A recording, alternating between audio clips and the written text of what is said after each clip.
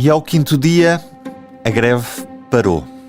Começámos março com um número que impressiona. Em 62 dias do ano, o setor ferroviário teve já greves convocadas em 24.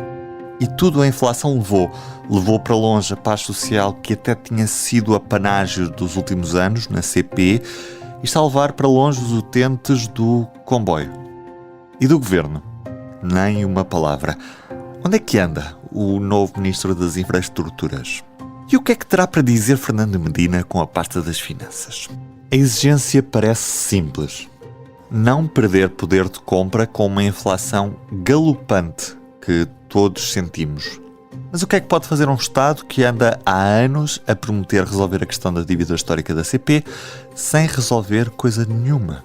E apesar do amor pela ferrovia pregado em cada discurso, parece que o Alcatrão voltou a ganhar força. Agora até já chamam metro a um autocarro em via dedicada. Vejam bem. Hoje ainda estreamos uma música. Chama-se Metro Sem Carril e fica lá mais para o fim do episódio. Mas para já, Carlos Cipriano e Diogo Ferreira Nunes, viva! Hoje estamos à conversa com António Domingos, o presidente do SMAC, o Sindicato dos Maquinistas, Luís Bravo, o presidente do Sindicato Ferroviário da Revisão Comercial Itinerante, e José Manuel Oliveira, responsável máximo da Federação dos Sindicatos de Transportes e Comunicações, a FECTRANS. Sejam bem-vindos. Começando por ordem alfabética, António Domingos, porquê é que os trabalhadores ferroviários têm motivos, neste caso representam os maquinistas, porquê é que os maquinistas têm motivos para parar e porquê é que estão em greve? Quais é que são as vossas exigências? Os nossos motivos são semelhantes a todos os trabalhadores ferroviários e, de resto, a todos os trabalhadores deste país. No último ano fomos confrontados com uma inflação brutal. Aquilo que nos é proposto pela tutela e pela empresa são aumentos salariais na ordem dos 3,5%, 4%. Considerando a inflação registada, isto na prática representa cortes salariais brutais, correspondentes, fazendo até uma certa analogia àquilo que aconteceu durante a Troika, em 2013. Há perda de salário real, e é isso, no fundo, que nos faz mover. Muito embora nós, maquinistas, tenhamos outras situações específicas para a qual estamos a lutar, nomeadamente condições de trabalho, situações que têm a ver com as escalas de serviço, mas o motivo principal, e também a degradação do material circulante e o atraso na recuperação do material circulante, mas o motivo principal, de facto, é a questão salarial, em que há uma perda de salário brutal correspondente àquilo que houve em 2013, na altura da Troika. Luís Bravo, as reivindicações da parte dos revisores são as mesmas? Sim, estamos aqui com um aglomerado de restrições salariais que decorrem desde 2010. Os trabalhadores ferroviários tiveram os salários congelados entre 2010 a 2018. Por aí podemos logo ter tido uma perda de poder de compra na ordem entre os 10% e os 15%. Chegados a 2022, o aumento salarial que obtivemos foi os famosos 0,9%, em que a inflação média se registrou em 7,8%. Sobre a inflação média temos logo uma nova perda salarial de poder de compra na ordem dos 6,9%, mas se olharmos àquilo que foram os dados transmitidos pela DECO, naquilo que é a cesta básica, naquilo que os trabalhadores com salários baixos não podem fugir, não podem deixar de comprar, estamos a falar de um custo de vida que aumentou na ordem dos 20% dos produtos essenciais. E, no fundo, estamos aqui, tudo isto, as circunstâncias atuais, com esta perda salarial muito avultada, juntando-se à questão do aumento das taxas de juros, os trabalhadores, estamos a viver aqui tempos que já verificámos aqui antes da Troika, não? Deixar de ter capacidade de pagar o crédito à habitação, deixar de ter condições para pagar os estudos aos filhos, deixar de ter condições até por vezes para se deslocar para os locais de trabalho. Temos algumas questões também internas da CP que têm demorado muito tempo a ser resolvidas relativamente a faltas de pagamentos pela direção de abonos da CP, as questões das humanizações das escalas, com restrições que têm existido ao recrutamento, as escalas de serviço têm sido cada vez mais no fundo, há uma exigência muito grande e um peso e um desgaste muito grande na execução dos dias de trabalho. E mesmo agora, com a libertação do recrutamento, entre 2020 até à data, essas escalas de serviço, essa taxa de esforço nunca foi reduzida. No fundo, e os trabalhadores, a média de idade cada vez é maior. E no fundo, há aqui um conjunto de circunstâncias, mas que a reivindicação principal tem a ver com a questão da remuneração. José Manuel Oliveira, pergunto-lhe o mesmo. As reivindicações, imagino que sejam muito semelhantes, não mesmo iguais, não é? Sim, portanto, nós neste momento, tal como já foi dito, tem havido uma desvalorização dos salários ao longo do tempo, desde 2015, depois daquele período da Troika até hoje, na CP, houve três aumentos de salários apenas. Portanto, por outro lado, tem havido um aumento do salário mínimo nacional que aqui não tem sido acompanhado. E isto também, para além da perda de poder de compra, temos assistido ao longo destes últimos anos a uma desvalorização das carreiras. Só para dizer, portanto, no ano de 2000, um trabalhador, e para os níveis onde estão a maioria dos trabalhadores da CP, quando entrava no início de carreira, tinha um salário na ordem dos 180% do salário mínimo nacional. No topo da carreira eram 240, assim por alto, 240% do salário mínimo nacional. Hoje, o trabalhador, quando entra, por exemplo, um revisor, quando entra na sua carreira, tem um salário de entrada 120% do salário mínimo nacional e no topo 180% do salário mínimo nacional. Portanto, esta desvalorização está também a conduzir a uma situação que é a dificuldade da CP fixar os seus trabalhadores e recrutar novos trabalhadores. Portanto, isto começa também a ser, na nossa opinião, um problema estratégico para a CP que tem que ser visto não só na ótica de valorizar os trabalhadores que cá estão, mas também numa ótica de futuro de poder atrair novos trabalhadores para esta empresa. Eu gostaria de fazer uma pergunta aos três, que tem a ver com qual era a percentagem de aumento que satisfaria as vossas reivindicações e que levaria, por exemplo, a que se suspendessem as greves. Neste momento, e citando um comunicado da CP, 42,3% dos trabalhadores da CP que ganham menos de 960 euros por mês, a empresa estava disponível para os aumentar em média 75 euros, o que dava um aumento de 7,5% em média por cada trabalhador. No patamar dos trabalhadores da CP entre os 960 e os 1.250 euros, que corresponde a 40% dos funcionários da CP, a empresa, com 75 euros de aumento, dava um acréscimo médio de 4,42% de aumento. E, obviamente, depois os escalões superiores ficariam com aumentos de 3,7% e de 1,6%.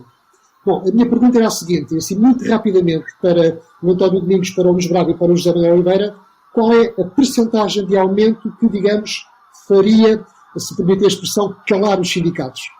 Em primeiro lugar, esses números estão marcados.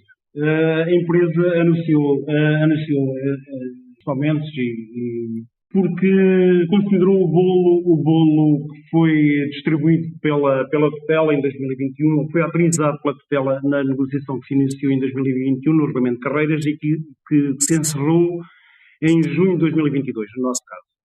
Portanto, vai em linha de conta esse pacote salarial, esse bolo que foi distribuído pelos sindicatos nessa altura. Só que esse bolo esgotou-se, o processo negocial iniciou-se em 2021 e esgotou-se em 2022. Nós estamos em 2023 e o que está em causa tem a ver com a recuperação do poder de compra em função da inflação registada em 2022. Já em 2022 nós fomos penalizados, reportando a inflação de 2021, portanto não podemos juntar tudo no mesmo pacote, só estamos a falar de bolos diferentes. Não podemos sistematicamente estarmos a incluir no mesmo pacote valores já esgotados do passado.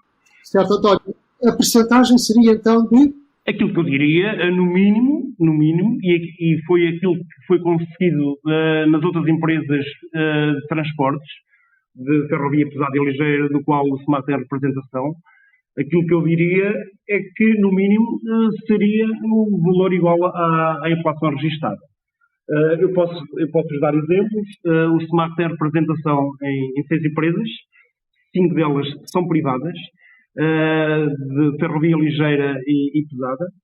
Na Metro-Tejo, por exemplo, não me custa dizer que tivemos 9,6 de aumento na Metro-Tejo, 7,8 na Medley, 7,4 na Fertagos, 8,72 na Via Porto.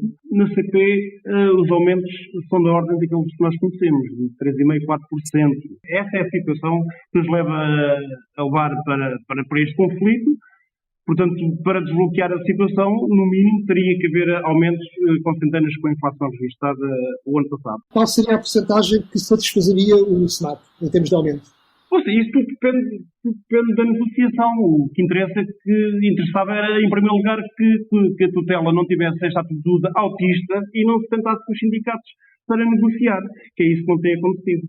Posso lhe dar um valor, e o valor é a reposição, no mínimo, do poder de compra.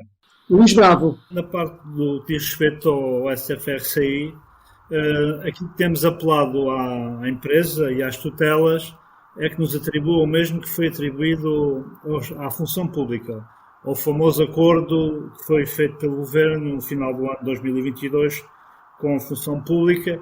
No fundo, aquilo que nos está a acontecer na CP só nos atribuem uma parcela desse aumento. Por exemplo, para a função pública, eles prevêem o mínimo de 52,11€ no salário base e depois 2% nos restantes complementos, nos suplementos remuneratórios. E é estes 2% nos restantes suplementos remuneratórios que as tutelas já nos estão a cativar. Daí estamos aquém daquilo que foi a inflação registrada em 2022 e só estamos a olhar a inflação média, aos 7,8%. Porque, como digo, o custo de vida para os trabalhadores com baixos salários, a inflação anda perto dos 20%. E para estas contas não conta o aumento do crédito à habitação. Por isso dizer que, pelo menos, tendo aquilo que foi já a decisão da aplicação dos aumentos salariais na CP, o que está aqui a faltar é aquilo que nos estão a cativar já desde o início do ano, que é os 2% de aumento nas restantes cláusulas pecuniárias, nomeadamente na subsídio de refeição, nos outros prémios que nós temos inerentes à nossa especificidade e atividade ferroviária. Mas não respondeu. Qual seria a porcentagem em termos de aumento do salário? O correspondente à inflação registrada do ano passado.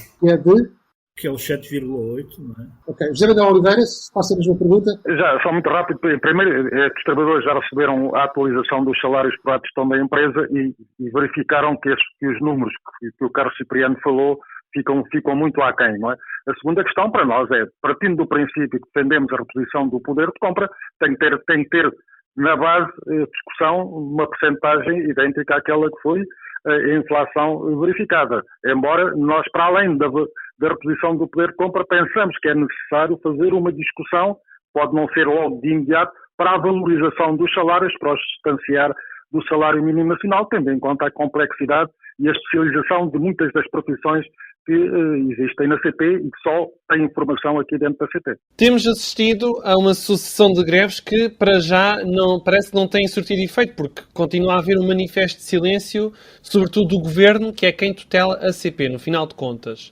Pergunta para os três. Estão em cima da mesa novas greves? Estão em cima da mesa novas formas de luta?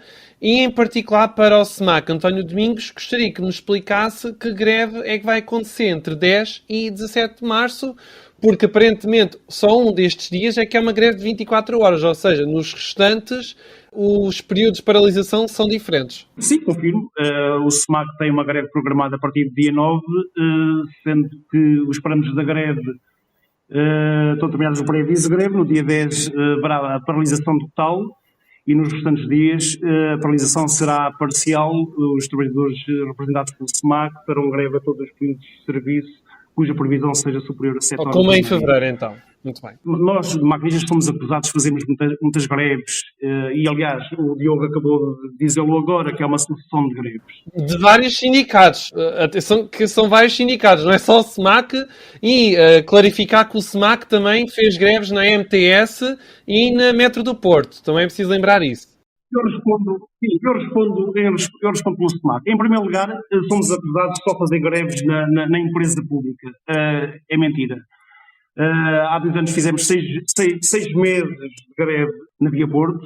O ano passado, 3 meses de greve na Metsul do Tejo e conseguimos resolver a situação e chegar a acordo com essas empresas. Não fazemos greve só nas empresas públicas, na empresa pública CP, o SEMAC não faz greve há 10 anos. Desde 2013, o SEMAC não paralisa um comboio na CP, na empresa pública CP, desde 2013 não há um comboio suprimido por motivo de greve do SEMAC. A última greve do SEMAC na CP foi em 2013, retomámos a greve agora em 4 de janeiro de 2023, 10 anos depois, precisamente porque os motivos são análogos. Em 2013 houve um corte brutal do salário dos trabalhadores e em 2023 está a acontecer a mesma coisa. Portanto, não há uma sucessão de greves, isto fica perfeitamente Voltamos claro. aos tempos da Troika, O SEMAC sendo não faz assim. greve pela greve. Exatamente. Nós não fazemos greve pela greve. Durante estes 10 anos conseguimos contornar a situação através do diálogo, da concertação e através da negociação. Por um motivo ou por outro, não fizemos greve durante estes 10 anos. Estamos a fazê-lo em 2023 porque a analogia e os cortes salariais são brutais. E eu quero referir outra situação ainda que não sei se ficou bem evidente naquilo que o Luís Bravo disse. Tanto os maquinistas como os revisores são profissões itinerantes. Trabalham por escalas, recusam fora da sede. Há situações em que os trabalhadores apresentam-se ao serviço no centro de trabalho e só regressam ao centro de trabalho 30 ou 32 horas depois. Obrigam as escalas de serviço obrigam ao repouso fora da sede, especialmente longo curso e nos comboios regionais, repouso fora da sede, em alguns casos, de 24 horas. Em que obrigam os trabalhadores a tomar 4 refeições fora de casa. 4 refeições. A empresa paga 25 euros de ajuda de custo. Estes trabalhadores não têm refeitórios, têm que tomar refeições nos restaurantes. 25 euros de ajuda de custo para tomar 4 refeições implica que cada refeição num restaurante tivesse o custo de 6 euros, o que não é o caso. Na prática significa que estes trabalhadores estão a comparticipar na operação da empresa. E isto é inviável. Portanto, há a questão do salário e há a questão também desta situação das ajudas de custo que tem uma grande implicação na Bolsa dos Trabalhadores, até porque, como foi referido, o cabaz alimentar, a inflação geral é 7,8% ou à volta de 8%, mas o cabaz alimentar é 20%. Isto tem reflexo no preço das refeições nos restaurantes. É um conjunto de situações que nós nos queixamos e tem que ser resolvido. Já agora uma pergunta a propósito disso, que é também para o Luís Bravo, a propósito do pessoal que trabalha por turnos e que repousa fora da sede. Uma grande percentagem dos rendimentos basicamente dos maquinistas e dos revisores tem a ver com os chamados variáveis, ou seja, com as horas noturnas, com o repouso fora da sede, com o subsídio de turno, com o subsídio de condução e subsídio de revisão, até com os 5 euros de subsídio de transporte para o local de trabalho. Bom, e sabemos que isso representa uma parte muito significativa do seu rendimento. E se, por exemplo, estiverem doentes ou não fizerem serviços muito prolongados, o rendimento diminui substancialmente. Carlos, peço desculpa, deixe-me só interromper. Não é só nas situações em que estão doentes, é nas situações em que também estão de greve. Nas situações em que estão de greve, essa componente os trabalhadores perdem. A pergunta é a seguinte, tanto para os revisores como para os maquinistas. Não seria preferível ter um salário digno, substancialmente maior do que aquele que existe, e ter um peso menor dos variáveis, em vez da situação atual em que o rendimento depende muito dos quilómetros percorridos, do trabalho fora da sede, das horas noturnas e dessas variáveis todas? Essa é uma reivindicação do SEMAC. De facto é verdade. Há uma dispersão de subsídios que é irracional. Há uma reivindicação sistemática do SEMAC e reiterada do SEMAC nas mesas de negociação para acabar com essa dispersão de subsídios com a qual nós não concordamos. Todos esses subsídios devem ser integrados na tabela salarial porque isso é retribuição. É uma reivindicação nossa. Essa dispersão de subsídios e de retribuição não é contra a nossa vontade. Sistematicamente, nós na mesa negocial temos insistido para que haja uma componente desses subsídios que sejam integrados na tabela salarial, porque de facto são retribuição para todos os efeitos. Do que diz respeito aos revisores, bilheteiras e as FIAs diretas, nós também temos feito essa reivindicação. Mas, desde o momento que a CP passou para o perímetro do Orçamento de Estado, deixou de ter autonomia de negociá-la, as propostas negociais vêm sempre no âmbito daquilo que é decidido para a função pública. Então vimos tabelados no salário base para aquilo que é atribuído a todos os trabalhadores da função pública. Depois aquilo que se pode negociar é a especificidade de cada profissão e daí termos estes prémios direcionados e tendo em conta aquilo que é a nossa especificidade laboral. Esses prémios são também retribuição. No passado, esses prémios ainda geravam alguma poupança no final do mês. Neste momento, esses prémios são insuficientes. Com o aumento do custo de vida, com o aumento dos transportes. Por exemplo, revisores, maquinistas, trabalhadores das bilheteiras, quando vão entrar às 5, às 5h30 ou às 6 da manhã, têm que se deslocar em viatura própria, não têm transportes públicos. Nós temos um subsídio de transporte, que é de 108 euros mês. Isto dividido por 22 dias dá um valor irrisório que não chega para pagar a deslocação que esse trabalhador tem. E já vamos a assistir trabalhadores que se assistia aqui há 15 e há 20 anos a levarem o saco de cama à noite, no último comboio, e ficarem nas salas sociais para iniciarem o serviço de manhã, porque não têm dinheiro para pagar o combustível. Isto foi uma coisa que nós já não víamos há 25 anos. Isto está a ver com a questão da falta de rendimento. No fundo, o salário base parou. Vamos ter aqui situações de trabalhadores na área da revisão, com o aumento previsto para o salário mínimo nacional até 2026, em que trabalhadores com 10 anos de casa vão ser absorvidos pelo salário mínimo nacional. Estamos a falar de trabalhadores especializados com 10 anos de antiguidade de serviço, e o salário base vai ser o salário mínimo. Por isso nós temos reivindicado também a passagem de alguns prémios para o salário base, mas a empresa não tem tido essa abertura por parte das tutelas. Das duas questões estão em cima da mesa, dizer o seguinte: quanto à questão dos prémios, nós aí estamos de acordo. Aliás, se estivéssemos agora aqui a discutir a razão da existência dos prémios, isto foi uma política durante muitos anos em que também os sindicatos tiveram responsabilidades nisso. Não vale a pena a gente estar aqui agora. Efetivamente temos esta situação e nós apostamos na valorização do salário, até pelas razões que o Carlos Cipriano já aqui colocou, porque é esse que efetivamente valoriza e dignifica a profissão.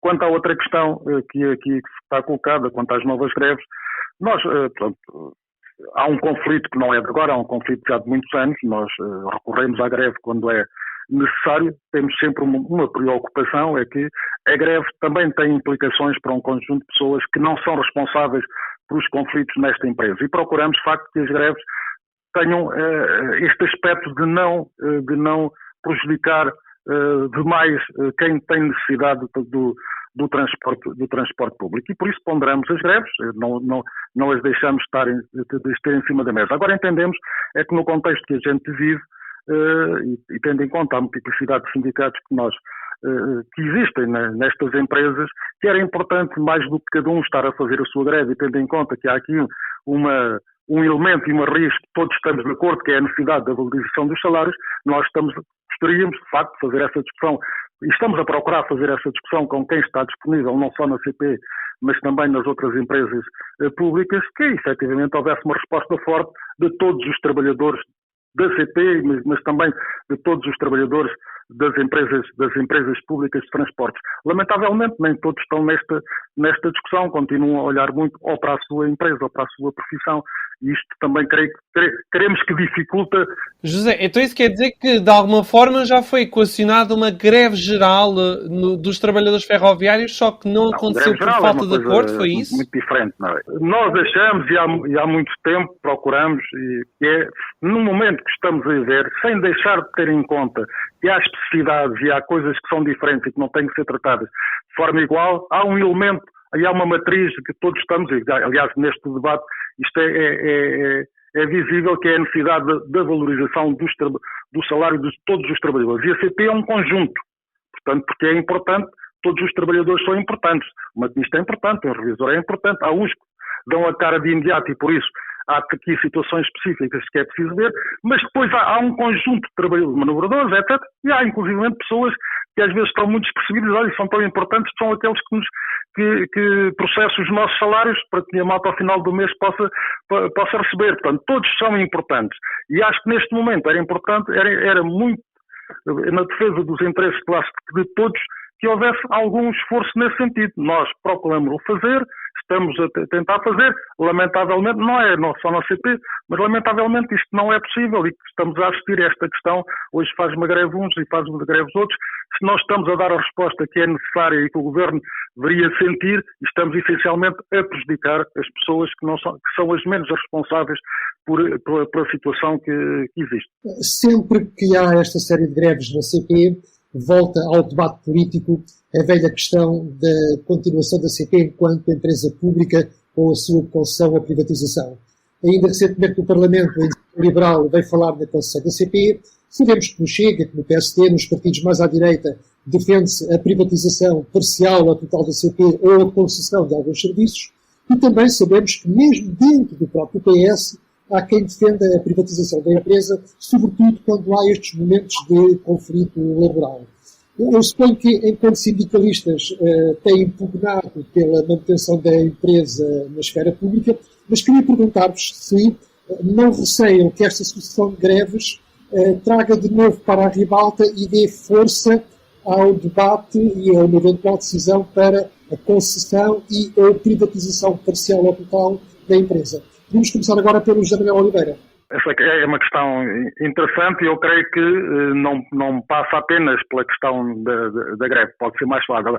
Nós equacionamos se há a falta de um conjunto de respostas que existem hoje na ferrovia não visa efetivamente dar seguimento ao desenvolvimento desse conjunto de ideias. Quando não se fala muito nos investimentos, mas não se concretizam, portanto não há material circulante, não há trabalhadores, etc., o serviço é degradado. A pergunta que nós temos feito já muitas vezes é se isto não é feito de propósito para que se venha a justificar da impossibilidade da empresa pública dar a resposta ao serviço público que é necessário para depois se avançar para outras situações. Portanto, eu creio que não é este momento de conflito pode acentuar essa necessidade de ampliar essa discussão, mas ela está mais atrás, nomeadamente das faltas de resposta. Aliás, nós vemos agora, até com o Plano Ferroviário Nacional, que é um conjunto, que é a repetição, em alguns casos, de objetivos e de anúncios de investimentos que nunca se concretizaram, que há anos que a gente ouve, não é? Portanto, e aquilo que é essencial neste momento, que era retomar o setor ferroviário unificado, portanto, com a operação, as infraestruturas, o controle de circulação, a manutenção, etc. Portanto, isso é que nós achamos que era preciso fazer neste momento e a partir daqui dinamizar algumas medidas e apressar algumas medidas que estão muito atrasadas, porque se o desenvolvimento do caminho de ferro dependesse apenas dos anúncios, nós éramos o caminho de ferro mais desenvolvido de todo o mundo, não é? António Domingos, um maquinista bem pago e com boas condições de trabalho será feliz a conduzir um comboio, independentemente de pertencer a uma empresa pública ou privada? Sim, a função do maquinista é conduzir comboios, a velocidade é a mesma. Agora, nós enquanto sindicato defendemos uma CP pública porque entendemos que é o melhor serve do país, os utentes e as populações desprotegidas. Agora, se me pergunta se estas greves ou se há um determinado movimento político ou opinião publicada que se aproveita destas greves para empurrar a empresa para privatização, como fim último de acabar com as greves, aquilo que eu quero dizer é que não é o facto da empresa ser privatizada que as greves acabarão, se aquilo que a prática nos tem demonstrado, no que diz respeito ao Sindicato de Maquinistas, é que nós temos feito mais greves nas empresas privadas do que na pública, como há pouco acabei de referir. Ou seja, o Sindicato de Maquinistas, seja nas empresas privadas ou nas empresas públicas, sempre que estejam em causa direitos laborais, condições de trabalho e questões de salário, que é o caso, não enjeitará formas de luta. Portanto, não é pelo facto da empresa ser privatizada que as formas de luta acabarão, como a prática nos tem demonstrado. Portanto, é isto que eu tenho a dizer em relação àquilo que eu lamento. Deixe-me só referir mais a esta questão. Aquilo que eu lamento é que quando o SEMAC faz greves nas empresas privadas, determinados partidos políticos não vão para as estações defenderem a nacionalização dessas empresas, que é o que acontece agora nas greves da CP. E, por outro lado, aquilo que assistimos com a greve, agora com as greves da EPE, que os privados também são afetados, e a comunicação social não colocam o foco só na empresa pública.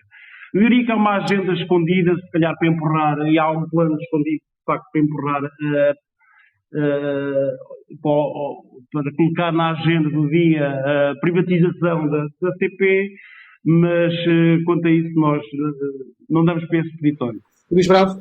Eu sou da mesma opinião que os meus colegas. De certo que há aqui um aproveitamento político, mas quem está a criar no fundo, este problema, quem está a criar a justificação para, é o próprio governo, ao nos colocar nesta situação daquilo que é uma decisão de aumentos salariais para a função pública, e nós temos sido aqui abrangidos por tudo o que é decisões do âmbito da função pública, da parte negativa. Este ano que a situação era menos negativa, fazem-nos aqui uma cativação do aumento dos prémios complementares que nós temos, e não há aumentos salariais. No fundo, cria-se um problema para justificar uma necessidade. Eu também acho que há uma agenda escondida para a privatização. Isto também está aqui na situação escondida, que está a acabar a concessão da Fertagos. Sabemos que aquilo que foi os pagamentos à infraestrutura ficaram muito aquém por parte dessa empresa no âmbito da utilização de toda uma infraestrutura paga pelos contribuintes, e então estão aqui no fundo a criar esta opinião pública contrária aos trabalhadores e à empresa pública de Caminhos de Ferro, para justificar depois, no fundo, que a Fertagos não seja entregue à CP, que era o que devia ter acontecido desde o primeiro momento que foi criada. Eu acho que isto está tudo interligado, e de facto aquilo que é a situação de ausência negocial, o facto de logo à partida com aquilo que foi a quebra bruta de rendimentos dos trabalhadores ferroviários em 2022, e o facto de nos estarem aqui já a cativar, porque isto é uma cativação, no fundo darem-nos aqui só uma parte daquilo que foi os aumentos salariais dados à função pública, de facto é criar uma agenda e isso começa a ser notário para todos nós. Aliás, há um acordo nesse sentido. Isto que o Luís Bravo diz agora não sei se foi 18, foi 19, foi objeto de acordo no Ministério das Infraestruturas, e aliás é a partir daí que o próprio acordo da empresa transpõe aquilo que foi o acordo feito na altura ainda creio que do Ministro Pedro Marques. É como uma ferrovia com comboios novos que estão para chegar, com uma infraestrutura modernizada, é muito apetecível para qualquer investidor privado. No fundo, foi o que aconteceu com Fertagos, não é? Recebeu estações novas, linhas novas, catenária nova, comboios novos, tudo pago pelo contribuinte. E eles, a única coisa que fazem é a cobrança dos títulos de transporte. E nem sequer a utilização, para aquilo que tem sido os relatórios de contas do Tribunal de Contas, nem sequer a utilização dessa infraestrutura tem sido paga, sempre com desculpas ou de troicas ou de Covid. O facto é que tem sido uma utilização de equipamentos públicos a custo zero. E há um pedido para repor o equilíbrio financeiro, ou seja, a concessão pode vir a ser novamente prolongada, já agora acrescente-se. A última renovação já foi o ridículo, para conseguirem pagar a dívida a infraestruturas de Portugal. No fundo, é para continuarem a não pagar, e isto é algo que a comunicação social privada não explora, não diz, esconde, e no fundo há aqui de facto uma agenda que está a ser criada, uma agenda favorável na opinião pública, contrária aos trabalhadores ferroviários, para justificar algo que é, no fundo, aquilo que tem sido o resultado das privatizações em Portugal, quer da EDP, quer do CTT, quer da Galp, quer da TAP, é tudo isto que... Luís, Queria só que respondesse à questão se há possibilidade de novas greves da parte do vosso sindicato. O SFRCI, no âmbito destas greves que têm existido na CP, apenas realizou um dia de greve, foi no dia 10. Nós temos tido, a nossa abordagem tem sido sempre no sentido da reativação das negociações e do processo negocial. Nós vamos ter uma reunião de direção na próxima semana para decidir o futuro. Agora, tem que haver aqui uma reação do governo, da empresa, no sentido daquilo que é a instabilidade social se reduzir. Isso só vai acontecer com a reabertura das negociações. Portanto, na próxima semana pode haver decisão sobre potenciais novas greves, é isso? Possivelmente. Muito bem. Carlos. Uma pergunta. A Medway conseguiu aumentar os salários dos maquinistas depois de uma negociação que deixou cair a ausência do agente único. Ou seja, neste momento, na CP, num comboio de qualquer tipologia pode circular se não tiver pelo menos 2 tripulantes, um maquinista e um revisor. No caso da Medway, passou a haver comboios com um único agente, em determinadas condições. A empresa teve ganhos de produtividade, redistribuiu-os pelos trabalhadores e permitiu significativos aumentos dos maquinistas. Eu gostava de perguntar, e neste caso em particular ao António Domingos e ao Luís Bravo, se na CP estariam dispostos a aceitar o agente único em troca de um aumento salarial significativo. António. Ora, muito bem. Na Medway, os aumentos de 7,8 não tiveram nada a ver com o agente único. O agente único foi negociado com a Medway já na negociação do acordo de empresa. Portanto, esta valorização salarial 7,8 teve a ver com a negociação agora em 2023, em função da inflação de 2022. Portanto, está separada do agente único, não tem nada a ver uma coisa com a outra. A negociação do agente único decorreu no processo negocial do acordo de empresa durante o ano 2021. Culminou em 2022. Neste momento, na CP, relativamente ao agente único, não temos nada de concreto. Nós consideramos que o segundo agente, há essa necessidade de segundo agente. Por outro lado, só não existe agente único na CP porque o SMAC não tem disponibilidade para negociar, nos comboios de passageiros, não tem disponibilidade para negociar, portanto, a existência do agente único na CP só depende do SMAC, da tutela e do IMT, de mais ninguém. Contudo, neste momento, nós consideramos que face às condições existentes, que isso está colocado de parte. Nós consideramos que o segundo agente no comboio, que é pertinente e que há necessidade do segundo agente, pelo que não há nada de concreto relativamente aos comboios passageiros. Neste momento não há nada para negociar. O modelo de exploração existente em Portugal está assente naquilo que é a produção de comboios, na necessidade de haver sempre 2 agentes na tripulação. E isso é o que está patente nos regulamentos de segurança ferroviária. E, no fundo, não há condições existentes, quer na infraestrutura, quer nos equipamentos, quer no material circulante, para que alguma vez possa isso acontecer em Portugal. Senão colocaríamos aqui em causa a segurança do comboio, podemos em causa a segurança dos utentes, e isso era criminoso, isso já virá a acontecer, era criminoso. Acho que isso não é uma discussão, essa discussão foi feita em 2018, 2019, 2020, é uma matéria que está fechada, quer no IMT, quer no Ministério das Infraestruturas, e é uma situação que não se coloca. Neste momento não há negociações e a administração da CP de alguma forma não tem grande margem negocial porque depende do seu acionista, que é o Estado, e que lhes dá os limites dos aumentos salariais. A minha pergunta era a seguinte: gostariam ou prefeririam de negociar diretamente com o Fernando Medina ou, quizás, com o António Costa? José Manuel Oliveira. Aliás, o que nós temos colocado é que, de facto, neste momento, não é de hoje, já há uns tempos a esta parte, mais a partir do Ministro Pedro Marques, as negociações na CP e na EP foram chamadas para o Ministério das Infraestruturas. Portanto, e este ano tem sido muito visível. Regressámos à sede das empresas, mas, de são representantes do governo que estão lá a negociar.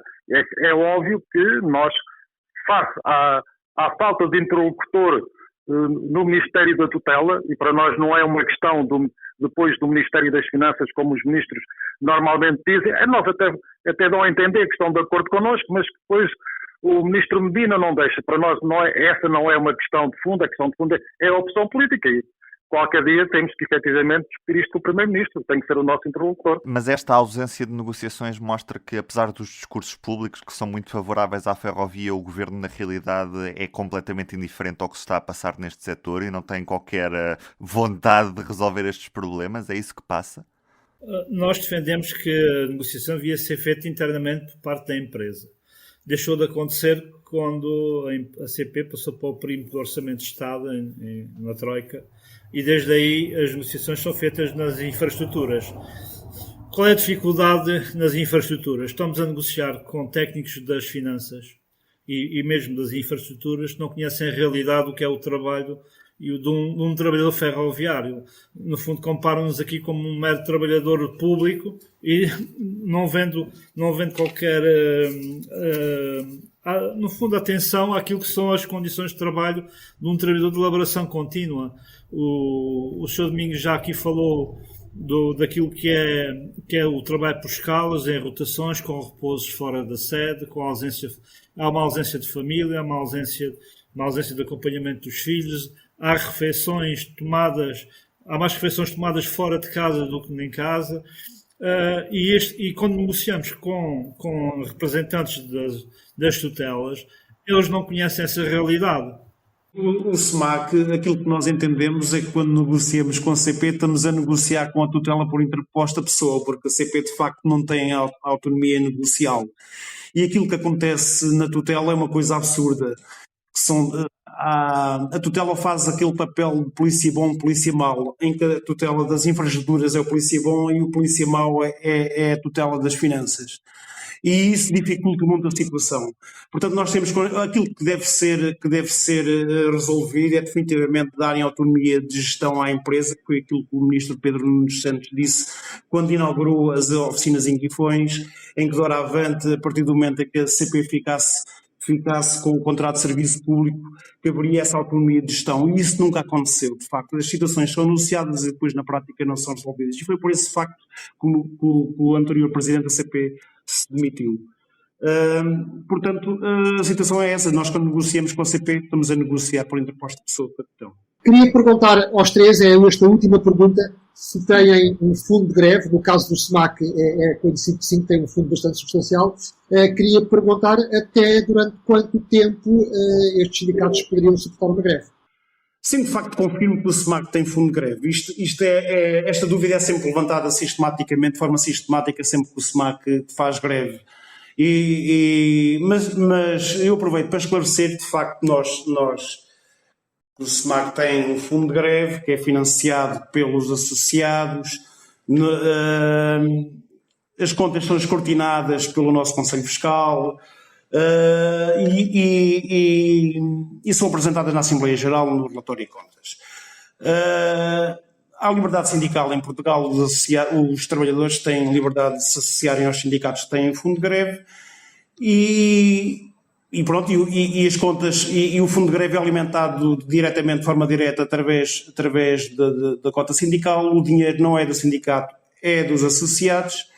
Nós ressarcimos, de facto, as greves quando os sócios fazem greve, não ressarcimos na totalidade, significa que os trabalhadores também são penalizados pelo efeito da greve, porque nós não ressarcimos essa perda na totalidade. Já agora o António pode partilhar qual é o valor do fundo de greve que o seu sindicato tem? Não, isso é um assunto interno que diz respeito apenas aos sócios, o dinheiro é dos sócios, não é do sindicato. As contas são apresentadas em Assembleia Geral e os sócios têm conhecimento e é escrutinado, como disse anteriormente, pelo Conselho Fiscal e por todos os sócios. Há uma coisa muito importante, é que o fundo de greve é alimentado pelos sócios, não por fontes anónimas ou externas ao sindicato. Fique bem claro. Nós não temos fundo de greve, é uma discussão muito antiga porque, no fundo, o fundo de greve são os trabalhadores que o fazem. Portanto, e achamos que também, podendo ter aspectos positivos na altura da greve, também pode ter aspectos negativos, e essa, digamos, tem sido a discussão que temos feito e por isso não optamos por isso. José Manuel Oliveira, quais são as desvantagens do fundo de greve, então?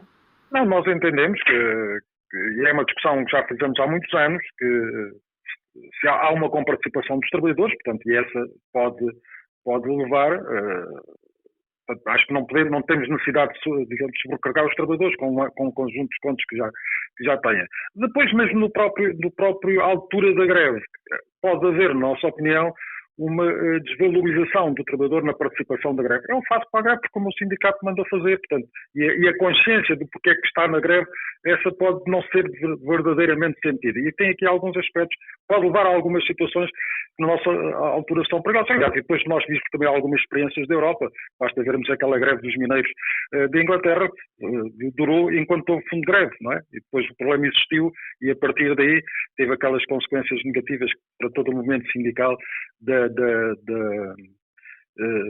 Reino Unido. Portanto, não é uma questão para nós, entre nós que na nossa organização que esteja presente, não deixamos de ter atenção a algumas opiniões, mas neste momento não optamos por isso. Luís. O SFRC fez 26 anos de existência e tem um fundo de greve bastante robusto. No fundo, nos permite enfrentar todas as dificuldades que nos possam colocar pela frente.